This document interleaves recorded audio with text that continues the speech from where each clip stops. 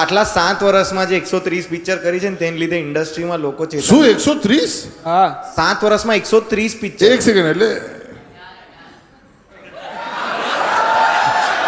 તે ઘણી લીધા લ્યા 18 પિક્ચર એક વર્ષના. ધેટ્સ ક્રેઝી ભાઈ, એકદમ જોરદાર કહેવાય આ તો.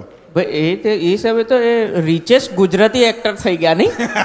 રિચેસ્ટ છોડ, બધા એમને શું કહે છે ખબર ઇન્ડસ્ટ્રીમાં? એમને એક અવોર્ડ બી આપેલો એક બે શું?